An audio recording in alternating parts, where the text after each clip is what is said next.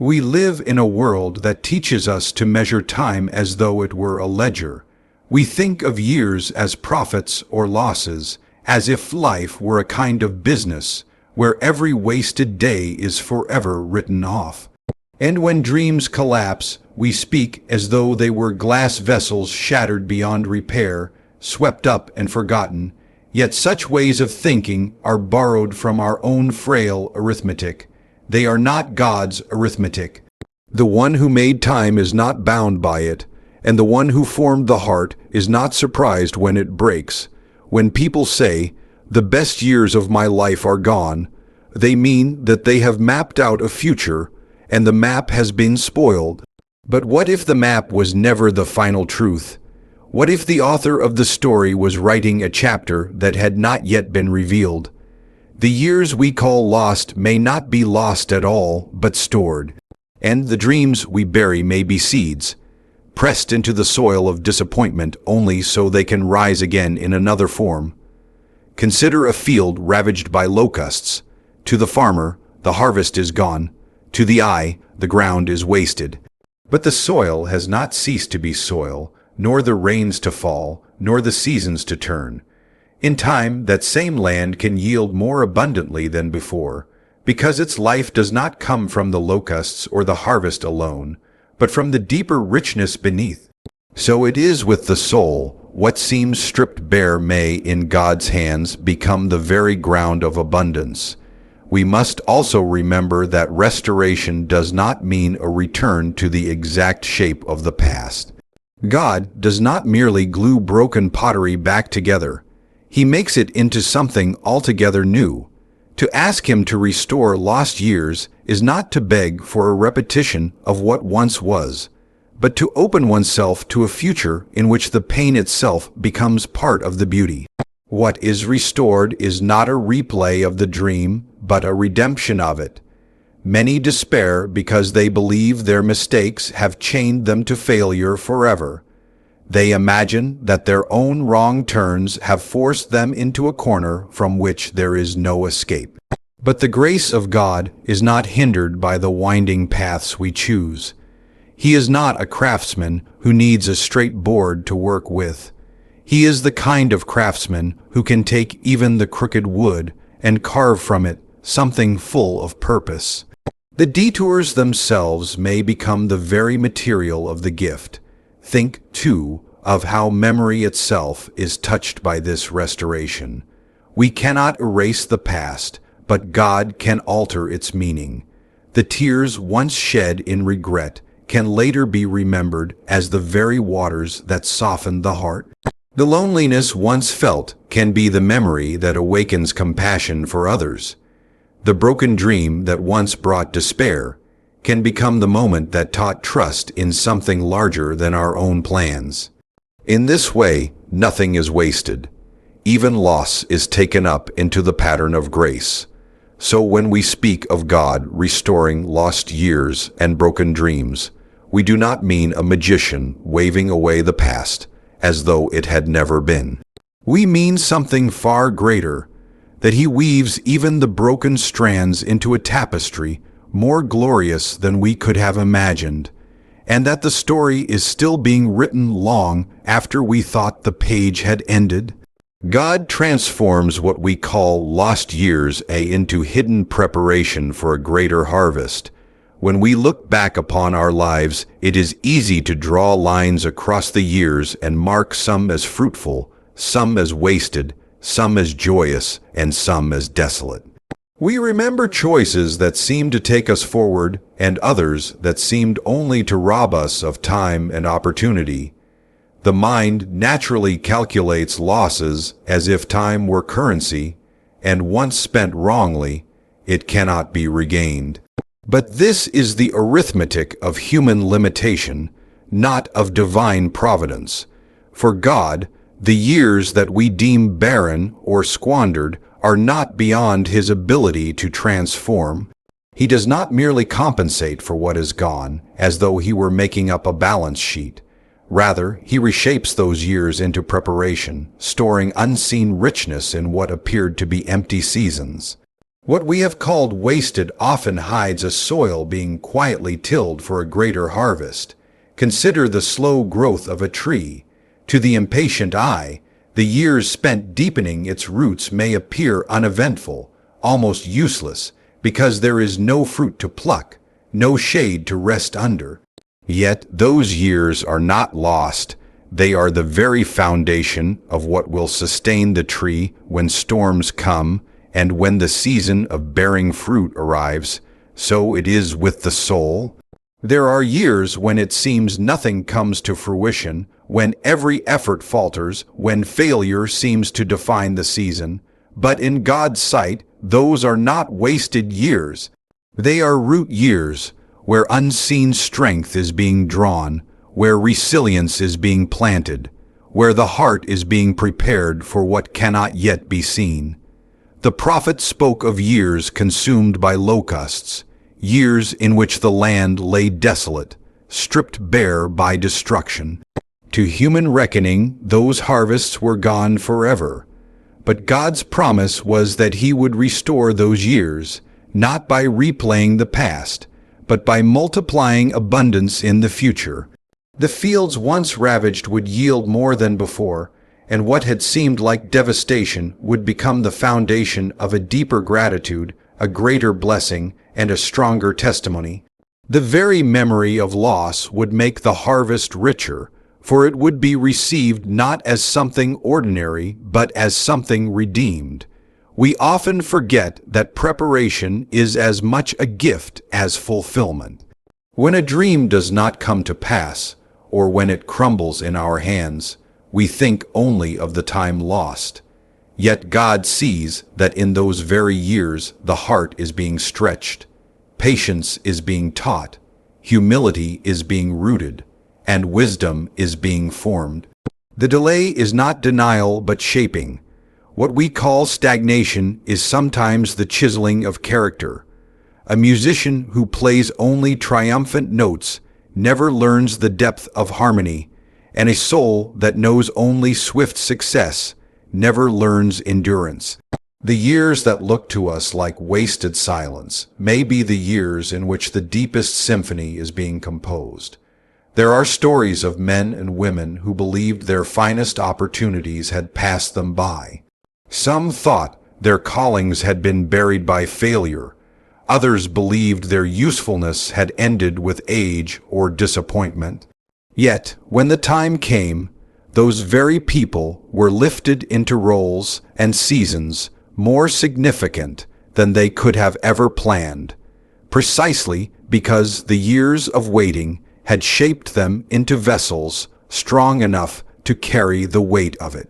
What seemed like lost years were in fact hidden years of preparation.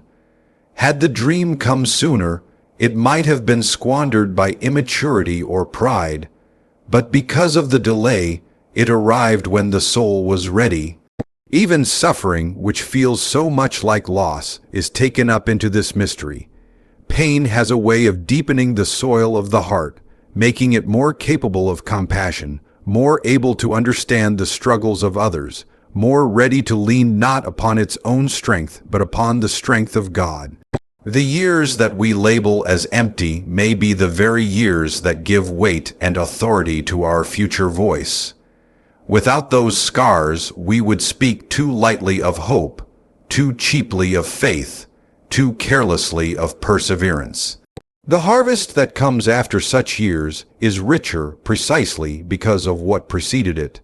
We must remember also that God is not constrained by our linear sense of time. He is not limited to the sequence of past, present, and future as we experience it. For Him, 1,000 years are as a day, and a day as 1,000 years. This means that what appears to us as irretrievable loss is still present to Him, still held within His power to redeem. He can take even the fragments of the past and shape them into blessings that touch the present and ripple into the future. When we say the years are gone, He says they are not gone at all, for all time rests in His hand. There is also a paradox here, one that only grace can explain. When God restores lost years, He does not erase the memory of what was suffered. Rather, He weaves those memories into the fabric of the restoration so that the joy is heightened by the remembrance of sorrow, and the abundance is sweetened by the knowledge of what it is to lack. This is not mere replacement, it is transformation. The wounds remain, but they are no longer sources of shame. They become marks of His faithfulness, reminders of how He brought life from barrenness. To trust in this promise is to look at one's life with a new kind of vision. Instead of mourning years as forever lost, one begins to see them as years planted in secret, awaiting a season of reaping. Instead of despairing over dreams that died, one begins to believe that something greater is being prepared. Faith in restoration is not blind optimism. It is confidence that the one who created time can also redeem it, and that the one who formed our hearts knows how to fulfill them in ways that exceed what we had once imagined. Broken dreams are not discarded, but reshaped into something more enduring and redemptive. When dreams collapse, the soul often feels as though it has been robbed of its very breath. We build visions in our minds, seeing what life could be, shaping futures that glitter before us, only to watch them dissolve like mist at dawn. The heart responds with grief, for it is not simply the loss of an idea, but the loss of hope, the loss of identity, the loss of what we believed gave our days meaning.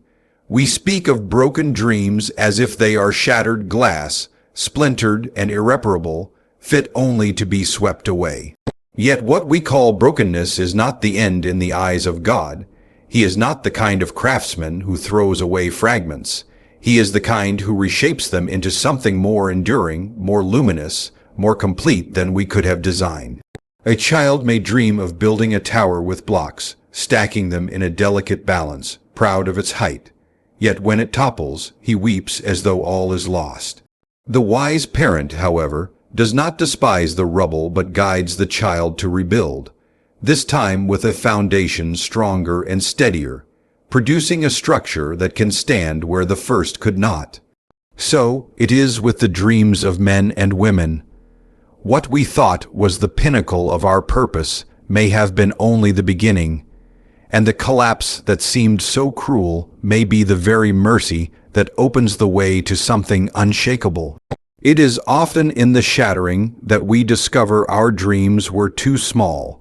We imagined safety, comfort, recognition, success, but these are frail dreams, easily toppled by time, sickness, betrayal, or failure. God allows such dreams to break not because He delights in our pain, but because He would give us something greater, something not bound to the fragile conditions of this world. When the lesser dream dies, the greater dream is born, one not built on sand but on rock. We may not have chosen this path, but when we look back, we will see that what seemed loss was in truth the doorway into a deeper joy. The reshaping of broken dreams is not an act of mere substitution, as though God were simply swapping out one plan for another. It is a redemption that takes even the fragments of the old dream and uses them to form the new. The lessons of disappointment, the humility born from failure, the compassion awakened by pain, all these become materials for the dream He is building within us. Nothing is wasted. The dream that rises after the fall carries within it the strength of all that was learned along the way. Think of a stained glass window. It is not made of whole, unbroken sheets, but of shards, each carefully cut, each fitted into a pattern. On their own, the pieces may seem sharp and useless, but joined together, they become something radiant, something through which light itself tells a story. In the same way, God does not discard our broken dreams. He arranges their pieces into something through which His light can shine. What we thought was the ruin of our future becomes the very mosaic through which His glory is displayed. The human heart resists this truth, for we cling to what we know even when it fails us. To let go of the dream we built is to surrender control, to admit that our wisdom was not enough. But it is only in that surrender that we can receive what is greater. The brokenness becomes a teacher, showing us that we are not the architects of ultimate meaning. Our plans, however noble, are finite. His are eternal. When he reshapes a broken dream, he does not merely heal the wound, he enlarges the soul so that it can hold more than it ever imagined possible. There is also a hidden grace in the timing of brokenness. A dream that shatters early spares us from investing all our years in a pursuit that could never satisfy. A dream that collapses later still serves as a reminder that no season of life is beyond his reach to redeem. The shattering, painful as it is, prevents us from worshiping the dream instead of the dream giver. In this way, even the collapse is an act of love, drawing us away from idols and toward what cannot be shaken. Those who walk through broken dreams often emerge with a tenderness they did not possess before. They are less quick to judge, more patient with weakness, more generous with comfort. Their own pain becomes the well from which they draw living water for others. And this too is part of the reshaping. The dream that rises from the ashes is not only about personal fulfillment. It is about service, about carrying hope to those whose own dreams have fallen apart. In this way, the brokenness multiplies into blessing. We can see this in the lives of countless people whose greatest impact did not come from the success of their first dreams, but from the transformation of their failures. An artist whose ambitions collapsed may create work that speaks more profoundly because it is born from sorrow. A leader who fell may rise again, now tempered by humility, able to guide with wisdom rather than pride. A parent who lost one dream may discover a deeper calling in nurturing another. Again and again, the pattern repeats. The broken dream, rather than ending the story, becomes the turning point that leads to a fuller, richer narrative. It is not easy to accept this in the midst of loss. When a dream shatters, the heart aches, and the night feels endless. Yet even there, unseen, the reshaping has begun. The hand of God does not rest idle. It gathers the fragments, it redeems the story, it brings forth beauty where we thought none could grow. And in time, we see that the broken dream was not wasted, not abandoned, but transformed into something we never would have chosen and yet would never trade away once we have received it. Nothing in God's hands is wasted. Every pain, detour, and delay is woven into his greater purpose. In every life, there come seasons that feel wasted, mistakes that seem too heavy to carry, and wounds that appear too deep to heal. We look back and imagine what might have been if only we had chosen differently, spoken more wisely, resisted temptation, or seized opportunity when it appeared. Regret becomes a heavy chain, and disappointment whispers that nothing good can come of what has been broken. Yet this is to misunderstand the nature of God's work. For nothing that is placed in his hands is ever wasted, and no detour lies outside his ability to weave it into the fabric of his greater purpose. It is tempting to measure value only by visible success.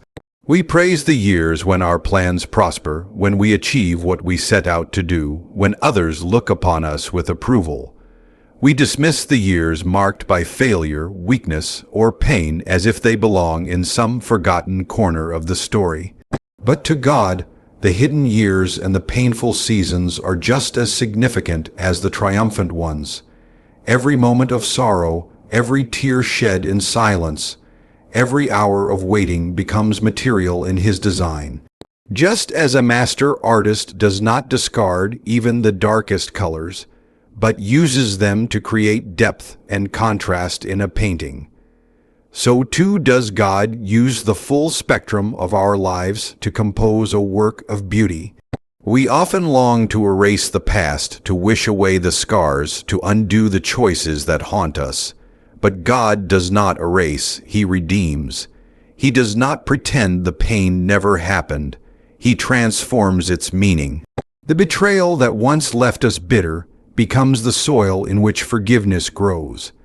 The failure that once shamed us becomes the lesson that makes us wise. The suffering that once isolated us becomes the bridge by which we comfort others.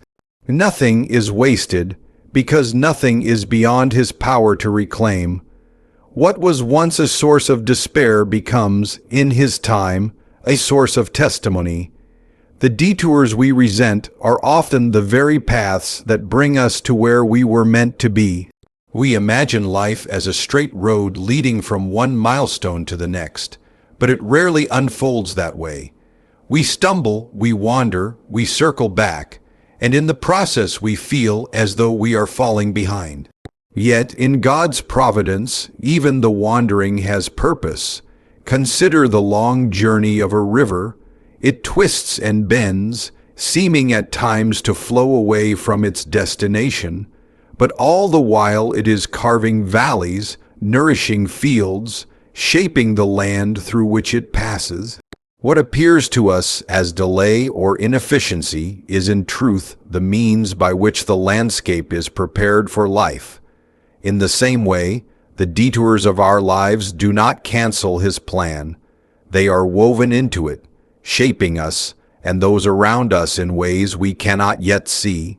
We learn more in failure than in success, more in silence than in applause, more in waiting than in rushing forward. These lessons do not feel valuable when we are living them. They feel like loss, like wasted energy, like missed chances. But later we discover they have prepared us for things we could never have faced otherwise. The patience learned in long waiting becomes the strength to endure trials.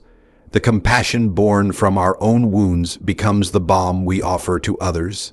The humility gained in failure becomes the safeguard against pride when blessing finally comes. Nothing in His hands is wasted because everything is turned toward purpose. Even the smallest acts forgotten by us are remembered by Him. A word of kindness spoken in passing, a choice to forgive when anger was easier, a prayer whispered in weakness. All these are seeds sown in soil we cannot see. They may appear insignificant, but in time they bear fruit in ways we never imagined. What feels to us like an ordinary or wasted moment may be the very moment He uses to change a life, to alter a future, to bring light into a dark place. When we trust that nothing is wasted, we begin to see even the smallest choices as sacred. There is great freedom in this truth. If nothing is wasted in God's hands, then even our regrets need not imprison us. We are not defined by our failures because they too can be redeemed. We are not ruined by lost opportunities because His purposes are not thwarted by our mistakes. We are not bound by the years we call barren because He can cause them to bear fruit in ways we never anticipated. The story is never finished until He says it is finished, and He is always writing with an eye toward redemption. This truth also changes how we view others. Too often we dismiss people because of their brokenness, because of the detours their lives have taken, because of the mistakes they cannot hide.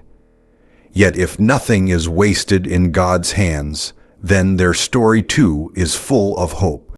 The addict who lost years in chains, the wanderer who strayed far from the path, the weary soul who feels useless, all of them can be lifted, reshaped, and used in ways more powerful because of their past, not in spite of it. What looks to us like ruin is often the very raw material of His greatest works. The cross itself is the supreme proof that nothing is wasted. What greater tragedy could there be than the betrayal, suffering, and death of the innocent Son of God? To human eyes it was defeat, the collapse of every hope. Yet in that very breaking, in that very death, the greatest victory was won. Out of suffering came salvation, out of death came life, out of loss came redemption for the world.